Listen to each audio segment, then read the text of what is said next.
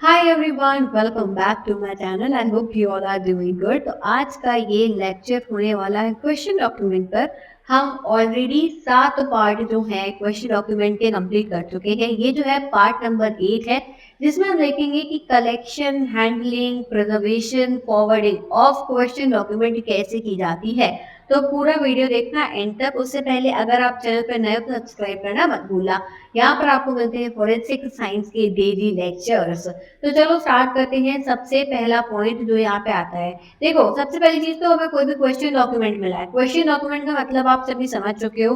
पिछले 7 लेक्चर जरूर देखना, तभी ये आप जो है यहाँ पे कंटिन्यू करना, क्योंकि क्या है, बहुत इंपॉर्टेंट हो जाएगा कि आपको बेसिक्स क्लियर हो, तब फिर आप कलेक्शन प्रिजर्वेशन पर आओ।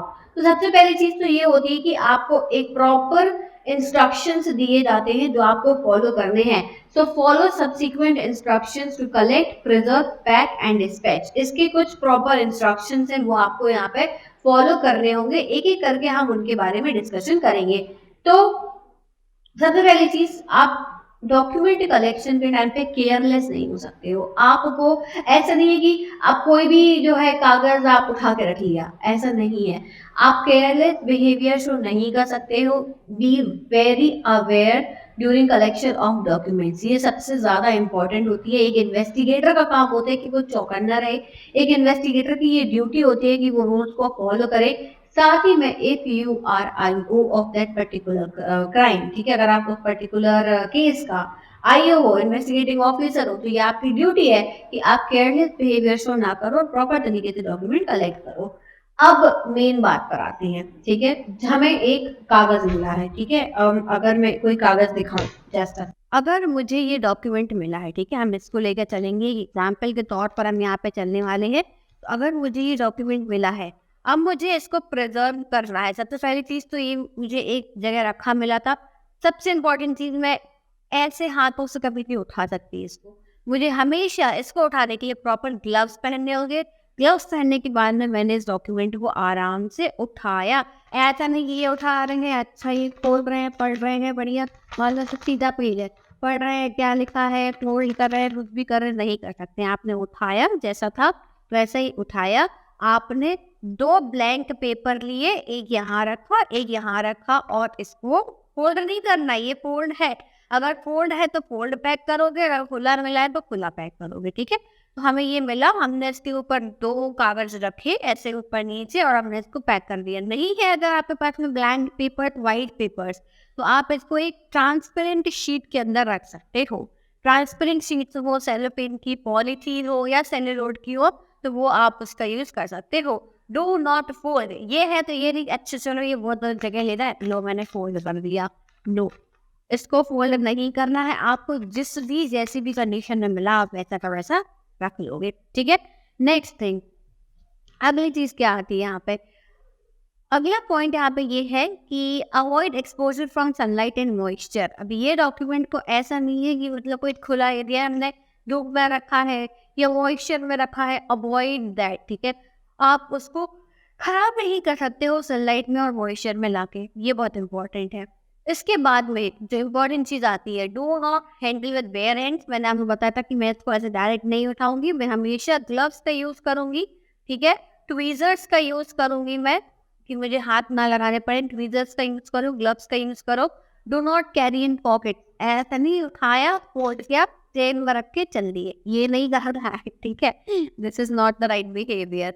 Do not cut, taunt, erase, trim और टॉन्ट। भाई जैसा है, सीधी बात है, जैसा है वैसा रख लो, उसमें खुरापात करने की कोई जरूरत नहीं है।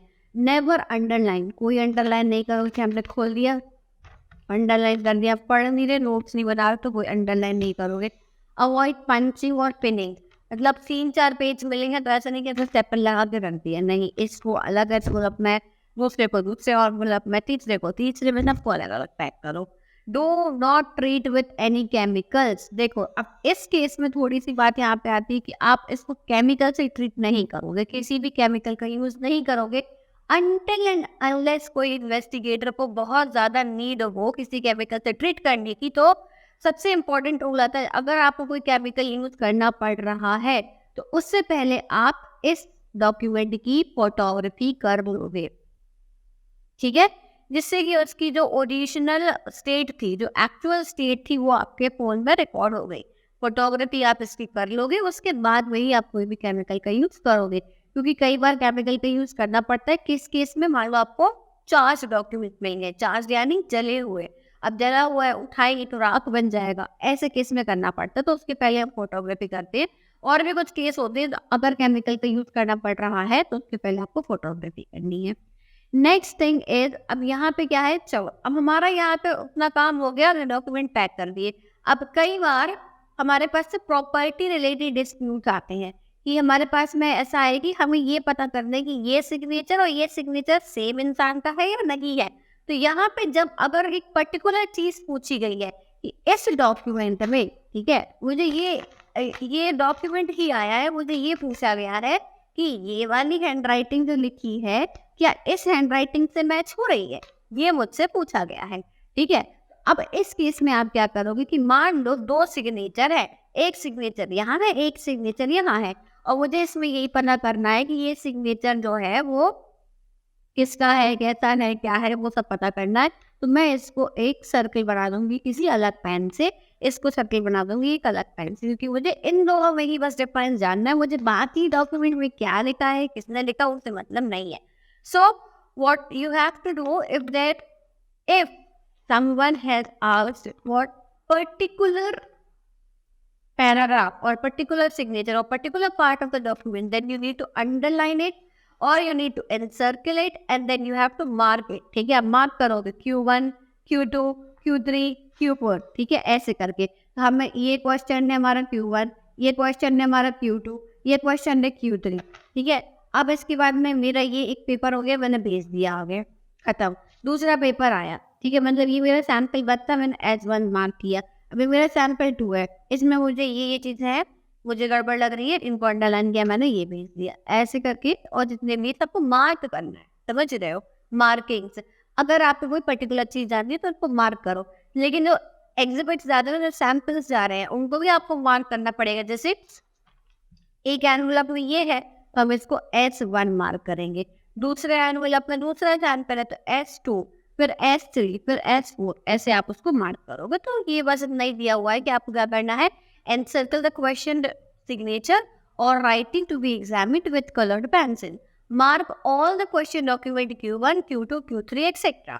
The same name goes with the specimen sample. Specimen sample हो जाएगा H1, H2, H3, वैसे आपको मार्क कर देना है, समझ गए।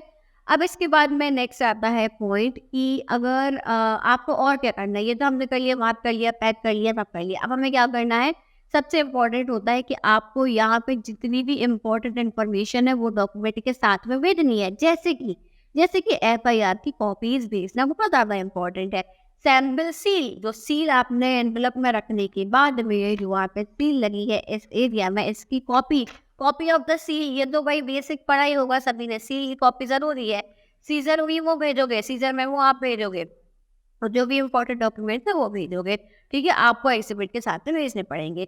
Now send the forwarding letter along with the exhibit, ये बहुत जरूरी है। फॉरवर्डिंग लेटर क्यों जरूरी है, क्योंकि इसी लेटर में तो लिखा होगा कि भाई आप जानना क्या चाहते हो, क्वेश्चन क्या है आपका, क्वेश्चन जरूरी है। क्वेश्चन ही नहीं पूछोगे तो हम क्या करेंगे, कुछ नहीं करेंगे। तो इस फॉरवर्डिंग लेटर में आप क्या जानना चाहते हो, what is question, what is your question, ठीक है, क्वेश्चन क्या है वो आप उसमें पूछोगे।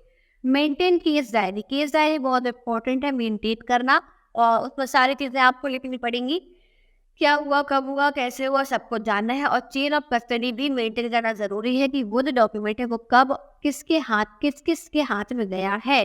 जब तक वो लैब में रिसीव नहीं हो रहा है तब तक वहां पर किसके हाथ में ये डॉक्यूमेंट गया है, यहाँ तक कि केस डायरी और चेन ऑफ कस्टडी मेंटेन करना बहुत जरूरी है, ठीक है। ये चीज हो गई। अब इसके बाद में एक लास्ट चीज की, अगर मान लो जला हुआ डॉक्यूमेंट है तो हम उसको कैसे प्रिजर्व करेंगे।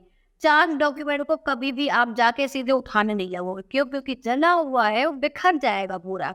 आप उसको कभी भी ट्विजर्स का यूज नहीं करके उठाओगे। आप क्या करोगे, या तो मतलब आधा जला है, उठाने की कंडीशन में है तो क्या करो, कोई भी ऐसा हार्ड अगर वो होता है कार्डबोर्ड को धीरे से डालो, उसको लिफ्ट करो, और लिफ्ट करने के बाद में इस पूरे के पूरे को उठा के एक डब्बे में डालो, कार्टून में डालो और इसको पैक कर दो। बिना मूव करे, अगर वो उस कंडीशन में है तो। लेकिन अब आपको क्या करना, मान लो वो इतनी बुरी हालत में है कि छूते ही टूट जाएगा, राख बन जाएगा, तो उसमें हम क्या करते हैं, एक स्प्रे आता है जिसको हम बोलते हैं यहाँ पे spraying a dilute solution of polyvinyl acetate. ठीक है, पॉलीविनाइल एसीटेट का एक सॉल्यूशन आता है, उसको हम स्प्रे करेंगे तो वो जो डॉक्यूमेंट है ना वो हार्ड हो जाएगा, उसमें स्ट्रेंथ आ जाएगी वर्ड डॉक्यूमेंट में, फिर आप उसको उठा के रख सकते हो। समझ में आ गया? तो चार्ज डॉक्यूमेंट का भी मैंने बता दिया। अब एग्जामिनेशन कैसे होता है चार्ज डॉक्यूमेंट का, वो आप मुझे कमेंट सेक्शन में बताओगे, ये मैं पढ़ा चुकी हूँ। ठीक है, तो डॉक्यूमेंट जो होता है, अगर चार्ज डॉक्यूमेंट है तो आप उसका एग्जामिनेशन कैसे करोगे, किस टूल का यूज होता है, टूल का नाम बताना है बस आपको। ठीक है, सो आई होप कि ये आपको समझ में आ गया होगा। कोई डाउट हो तो आप मुझसे कमेंट सेक्शन में पूछ सकते हो। अब हम मिलेंगे अगले लेक्चर में, कल के लेक्चर में। सो टेलीग्राम ग्रुप को ज्वाइन कर लेना, मैं वहाँ पर आपको नोट्स शेयर कर दूंगी। Thank you so much for watching this video. I see you soon in the next video. Till then take care, bye bye.